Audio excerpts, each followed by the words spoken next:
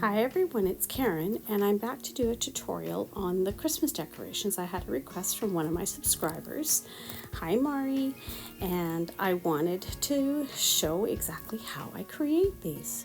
So as you saw, I'm using the 3-inch binder rings, but also you can use an embroidery hoop and you could actually make 2 decorations from that one embroidery hoop, and that was a 3-inch embroidery hoop as well. You can get them smaller, I think you can get them 2-inch as well or larger.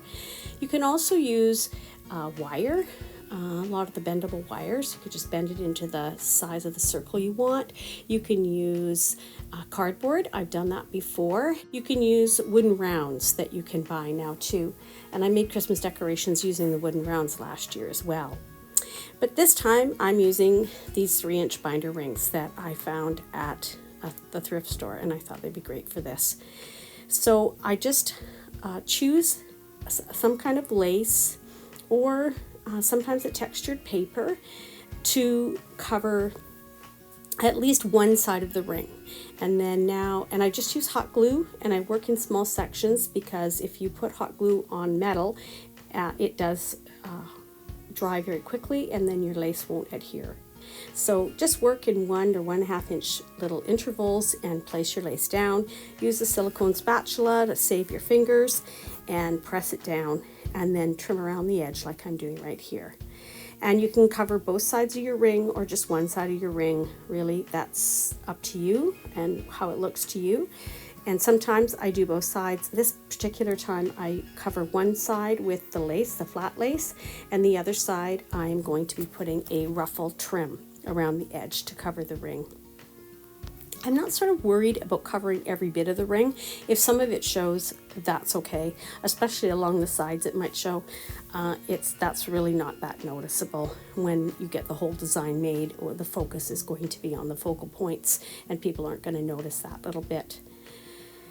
And so now what I'm doing is checking this ruffled lace that I have, and I'm just trying to decide how I want to put it on there. It has a definite right and wrong side. Not all laces do. Some are kind of okay on both sides. This one doesn't. It definitely looks nicer on the right side, and I'm trying to decide whether or not I like it enough on here, because what my goal is to cover the other side of the ring and have the right side facing on that side so that the ornament is reversible. So I do decide to use this ruffle trim, and I am using it with the right side up, and then I'm going to deal with the other side that's on the other side of the ornament. I'm going to deal with that in a little bit. You'll see what I do to kind of take away from the fact that I don't really like how it looks. It's difficult to see on camera, but it definitely is a little bit shinier and prettier on the right side, this particular trim. And so again, working in smaller sections and going around with the glue, and then just applying the trim onto the metal ring or whatever you're using. And like I said, about 1 inch to 1.5 inches. If you're move slower, then use smaller sections, because the key is to be applying the trim when the glue is still hot. Otherwise, you're going to have things just falling apart, and it's frustrating. And I don't pre-cut anything. I work my way around and cut as I need, because I really am thrifty that way, and I like to not have too many little bits left over. I have a big enough bag of bits that I don't need anymore. So now I'm deciding on whether or not I want to put one of my little digitals on that side, or which side I want to put it on.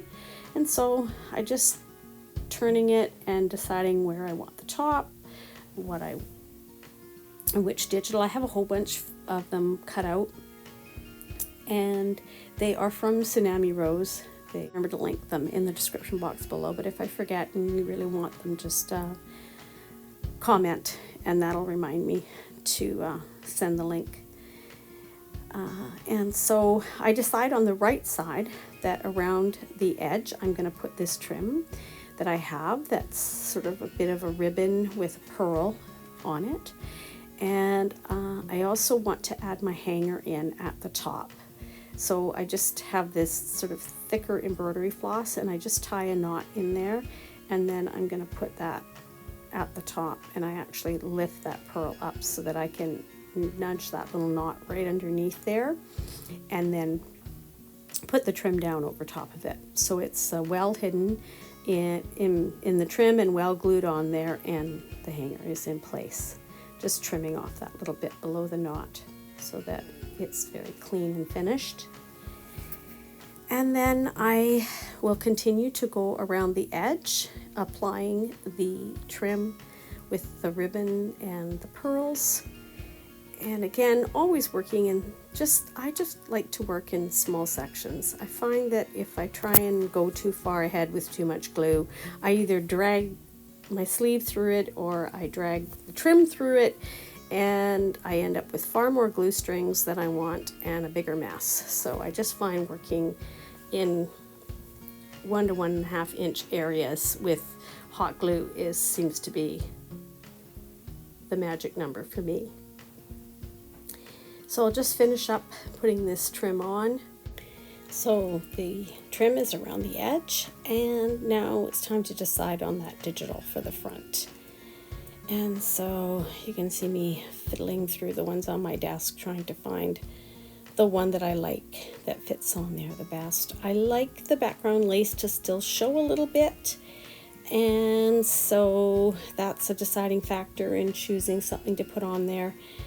And this one I think is the one I'm happy with, and it is paper, but I do use hot glue because it's going down on lace, and I just find that it sticks to the lace much better. I don't own fabric glue, I just own art glitter glue and glue stick, and those are the two glues I use. I just find that the fabric glues are very, very sticky, and I don't enjoy working with them, and they're expensive. So I've just gone to using the two different types of glue, and I find that they work really well in all the projects I do. And so I put on half of it, as you can see, so that the glue stays hot and adheres nicely to the lace, and then I just go around and I add the glue in where it's needed and press it down into place. The image sits very nicely. I cut it so it fits nicely into the center on the flat lace, and I work in small little areas using a detail glue gun and just pressing that down onto the flat lace. And I find the image, it's not bumpy with the hot glue at all. It's very smooth, it looks beautiful, and I think the key to that is working in small areas with the glue. It's when your hot glue starts to dry that you start getting the bumps. So work in small areas and you'll find you'll be much happier with it. So that is that side of the ornament so far. Flipping it over, looking at the back, I think still in my head trying to decide what I want to do with the back, and then flipping it back again, because remember I wasn't really happy with the way that the ruffle looked on the edge. I know on the camera it probably looks just fine, but it's shinier on the other side. It's kind of dull on this side, and so I just want to put something else in front of that ruffle so that it's not as noticeable. So I dig through my stash and I come up with this pink lace, and I want just the scrolly edge. So I cutting away this, and that's how I've used this lace whenever I have it, is I use the flowers separate on and through the middle. I use the scrolly bit on this side for one thing, and then there's a scrolly bit on the other side as well. And I just find that this is like a 1 1/4 inch wide lace, and I can make it go forever because of the way that I cut it up. But I love any lace that has like an edge on it like this, because it comes in so handy. You can do this around images, you can do it around the edge of an ornament like I'm doing here. It's just so versatile because you've now made yourself a small little trim. And you can see I've got it sitting in there. It's going to cover that ring that shows a little bit, which doesn't bother me. The ring part wasn't bothering me. It was the ruffle, just the way the ruffle looked. But now with the pink going in there, it covers up some of the ruffle and it looks much better to me.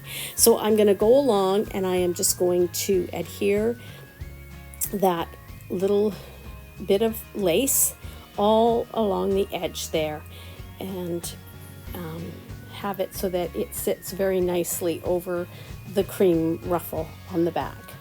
And so I'm going to continue doing that all the way around, and I will see you in a minute. So here I am just coming up to the end of putting this pink trim around here, and just again working in small sections. I can't say it enough, that's how I do it. And just laying the bottom of that lace into the glue, and then bringing up the cream ruffle to make sure that it's not, I bend it back first to make sure that it doesn't get all glued and glommed together, and then pull it forward to make sure it all sits nicely. And then just finishing the last little bit up here. And I usually overlap a little bit whenever I'm where my start and my finish of my trims or laces comes just to, but I'm not sure here if I trim. Yeah, I do. It's a little bit too much of an overlap and it gets really bulky then, so I just trimmed a little bit off there. But glue down, make sure it's covered, and then take off what you don't need. And just adding that pink trim in there, I just like it so much more. You don't see all of that cream ruffle. You only see the bit of it coming around the edge of the pink lace. The pink lace looks really pretty because of the pink roses that are on the digital, and so it's all tied together. The pearls, some of them are sitting a bit crooked or a bit funny on the trim here, so this is where sometimes my OCD comes out, and I trying to get the ribbon there to sit up properly by putting the scissor through it while the glue's drying. And I just go around and I reposition some of the little pearls so that they're not sort of askew around the edge. Some of them were fine and some of them were a bit crooked looking. So this side is finished. I'm happy with it. It will need some stickles and glitter glue put on it, but I'll do that at the very end. So let's flip it over. I'm just pulling up the ruffle now, any that got stuck down when I was putting the digital on the other side. I like it to be not to be stuck down, so I just pull it back. I don't use a lot of glue, so it's not hard to pull that ruffle off of where it's stuck and make sure it's all nicely movable, and it just looks a lot nicer than when things are all glued together. And so I have to decide, what do I want to do on this side? I sometimes do the digitals on the back side. Some of them I have done a handmade flower, created a flower on the back. And so it depends. Each one is different. I don't think any two of any of them that I've made are the same. And that's just part of the creating part of it. So you decide what you would like on yours. I'm pretty sure that what I do decide is to put a flower on the back of this one. And so I get out some ribbon that I have, and it is a very pretty sparkly ribbon, about 1.5 inches wide, and I create a flower with it. So for this particular flower, I decided to just make a couple of loops out of this pretty ribbon, and I just did like 2 bows basically, and just cross them across each other. Not complicated, not meant to be. Just meant to be something really simple, thrown together quickly, added to the back, makes it simple. So I've made the bow, and I could have tied it in the center. I didn't want to waste any time. I just used the hot glue. I just put tiny little bits on there, squish it down with my silicone spatula, and then when it's cooled down a bit, I just pinch it with my fingers to make the bow. And there's less bulk that way. There's no thread or other things in the center, and it just makes it really simple and easy. Pull out your little loops and add more glue if you need to, and cut the back off, and that's half of your flower right there. And make another one and you have your flower finished. And then I added a center in the middle.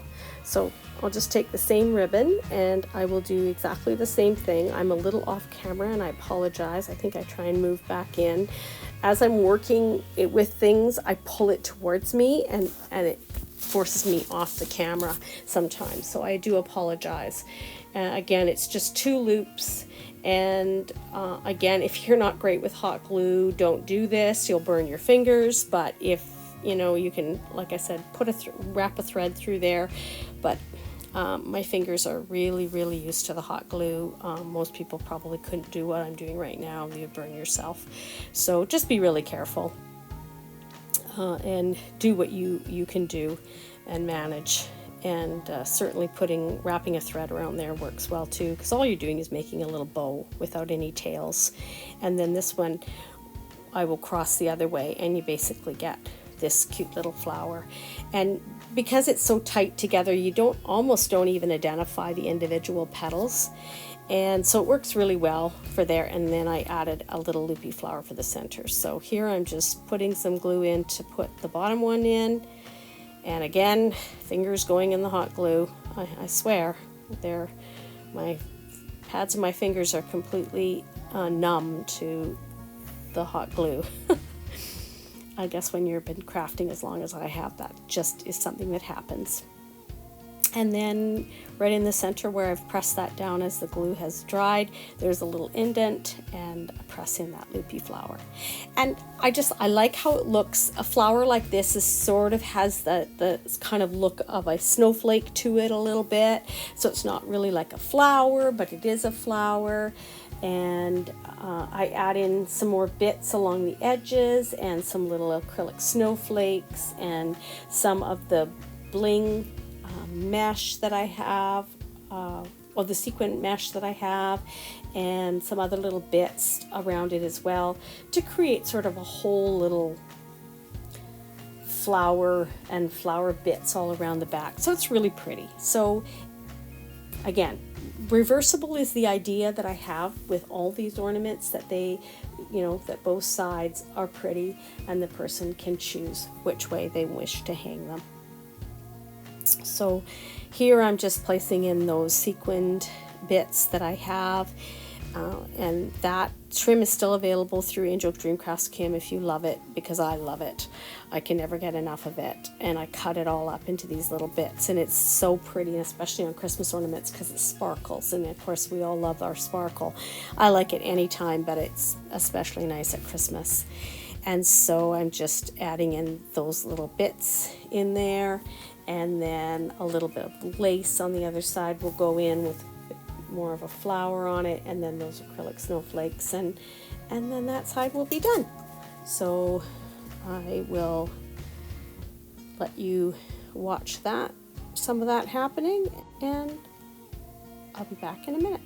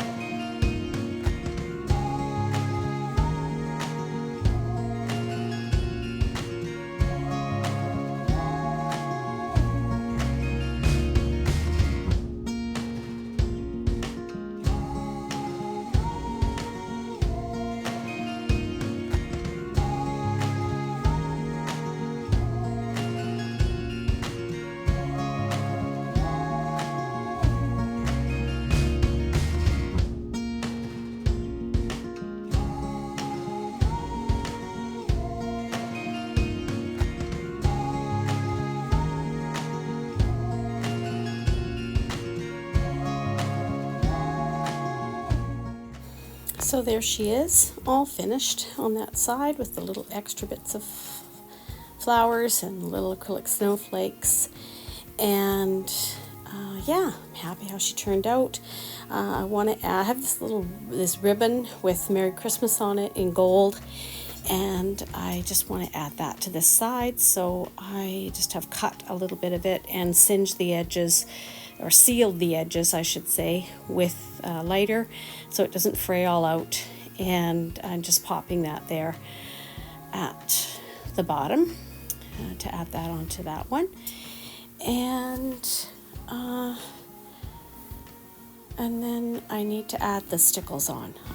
I like to use the Stardust stickles. That is my favorite glitter glue that I use, and I prefer to use the glitter glue as opposed to loose glitter, and because that's just so messy. And this is so easy, and you can just add little bits. You can swirl it on. You can use little dots. It's a very fine tip on here, so it's easy to add wherever you want to add a little bit of sparkle. In the center of the poinsettias, I always like to add gold, so I did purchase some gold glitter glue from Michael's, and I used that in the center of the poinsettia. That's what you see me reaching for there, and that will go in the center.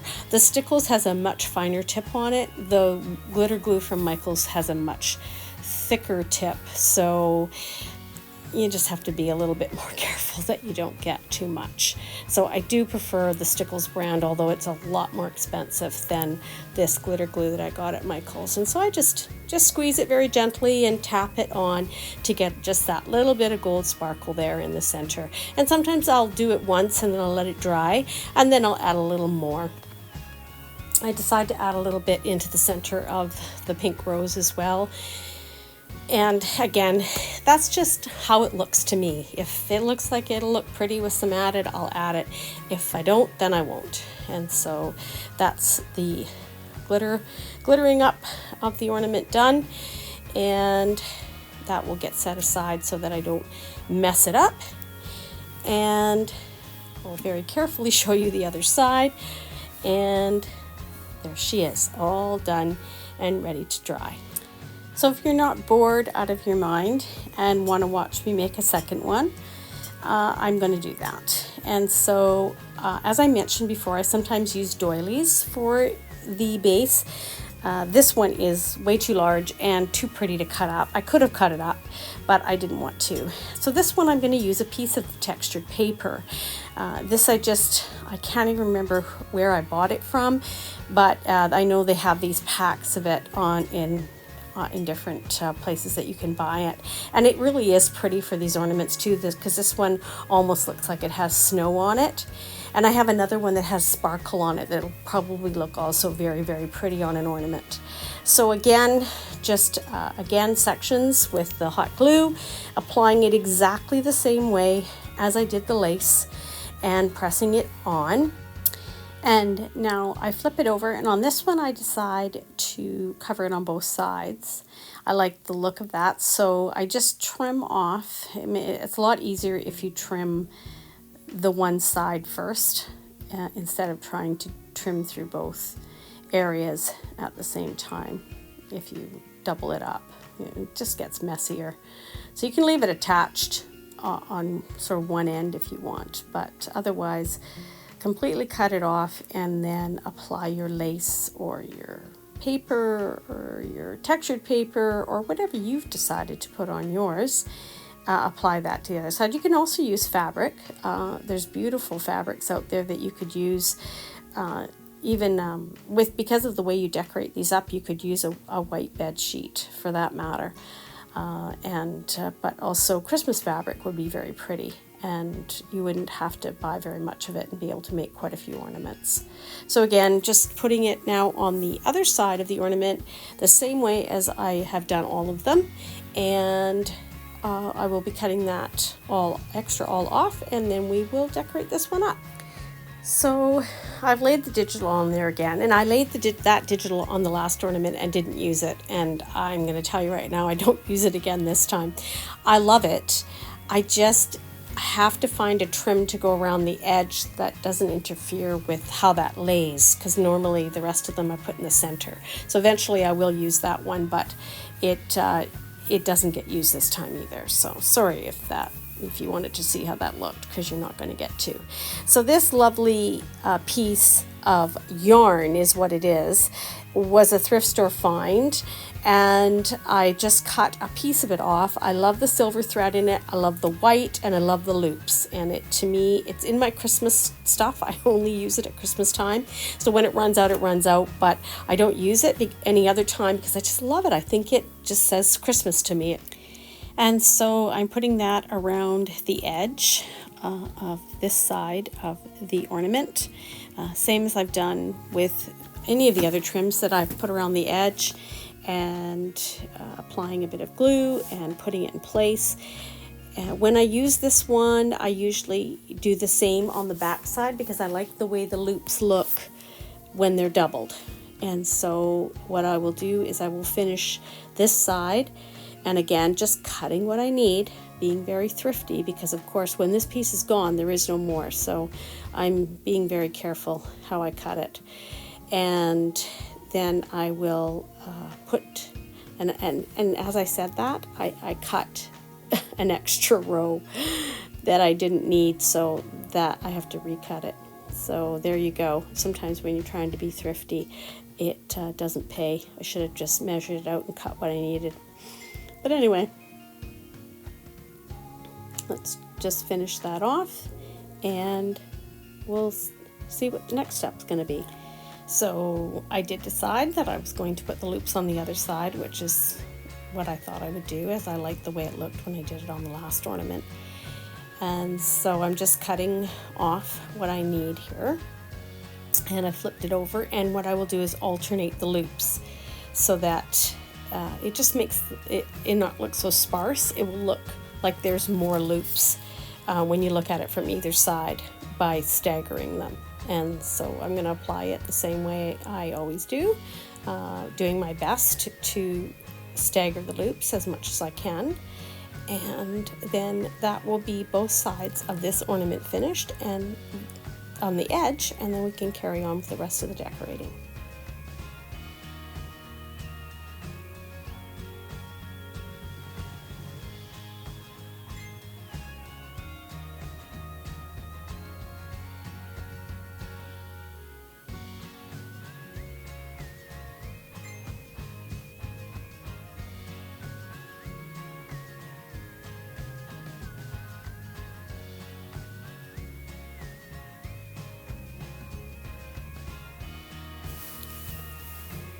And magic of editing, here's half of the other side done, and you can see the difference. The left hand side, there's a lot more loops, it looks a lot fuller, and on the right hand side there's only still the single loops because I haven't quite finished the back side off, and it looks a lot prettier with the double loops. So I'll finish cutting this trim enough that I need to finish off the back side, and then we will be back together to finish decorating this ornament. So you can see that I have finished off both sides with all the loops, and I think it looks really pretty with the double trim on it. So that's another option when you're decorating these ornaments, to of course put the same trim on each side, especially if it's a delicate trim like this. A heavier trim probably wouldn't look as good, but something delicate like this certainly does. And you can see what I'm talking about when I say the ring is still visible, and that doesn't bother me. It's a pretty piece of silver metal. It's not ugly looking, so that will stay exposed. And I am just putting on the hanger now. It's always a good idea to put the hanger on before you start doing more embellishing, so that you can hide it down in your embellishments. It also gives it more to stick onto and hide in, so you're not seeing the knot. And I always like to put a good length of loop on it, because it just depends on where the person's going to hang it as to how much they may need. And so I'm always generous in that regard. Some people, you could always tie it off smaller when you get it, and tie the loop off smaller if you find that it's too big of a loop. And so now I've chosen this particular digital to put on the back of here. I like the amount of the paper that I can still, the texture paper that I can still see in the background.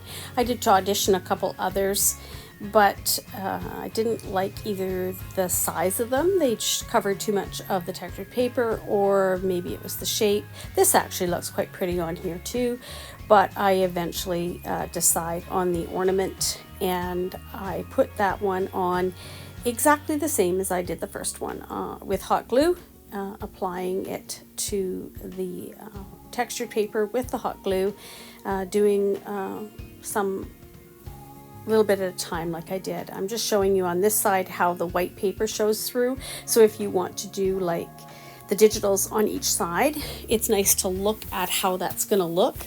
And in this case, the white paper is just showing at the top, and otherwise you can see the textured paper at the bottom, and I like how that looks. So those are the two that I've chosen for this one.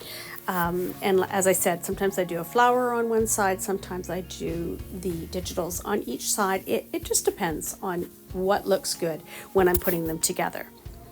And I think I look at this and I think, oh, I'd like to add, like, it's got the pink flowers, the roses and the pink flower at the bottom, and I have this trim sitting on my desk, and I thought, oh, well, this would look pretty on here too. So I'm adding a little bit of the sequined trim from that mesh trim, and also one of the pink flowers at the bottom, and there'll be some other things that I add on. And of course, you know, I'm sitting messing around, fussy cutting on little tiny bits of sequins and stuff, but that's actually the part that I enjoy the most. For some people that might be the tedious part, but this decorating part is where I really enjoy myself a lot.